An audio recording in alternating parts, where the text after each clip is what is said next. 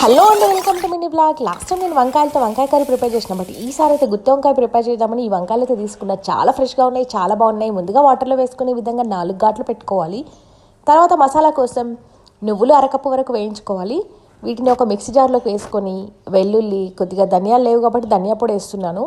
ఈ విధంగా పైనుంచి లిడ్ని కవర్ చేసి వాటర్ వేసుకొని మెత్తగా గ్రైండ్ చేసుకొని ఇందులోకి ఉప్పు, పసుపు, కారం ఇవన్నీ కూడా వేసుకొని మంచిగా మిక్స్ చేసుకొని ఈ మసాలాను వంకాయలన్నింటికి స్టఫ్ చేసుకోవాలి. ఈ విధంగా అన్నింటిని కూడా ఫిల్ చేసుకొని తర్వాత ఒక ప్యాన్లోకి ఆయిల్ వేసుకొని ఆవాలు, మెంతాకు, పచ్చిమిర్చి ఇవన్నీ కూడా వేసుకొని వంకాయలు వేసుకొని బాగా వేయించుకొని కొద్దిగా వాటర్ వేసి మూతను పెట్టుకోవాలి. తర్వాత ఇలా బాగా మగ్గిన తర్వాత కొద్దిగా చింతపండు వేసుకున్నాను. మీరు ఎక్కువ కావాలంటే అలా కూడా వేసుకోవచ్చు పులుసులాగా, బట్ నేను ఈ ఫ్రై లాగా నాకు ఇష్టం కాబట్టి ఇట్లా చేసిన. కొత్తిమీర ఆకుతో గార్నిష్ చేసుకుంటే టేస్టీగా వంకాయ కర్రీ రెడీ.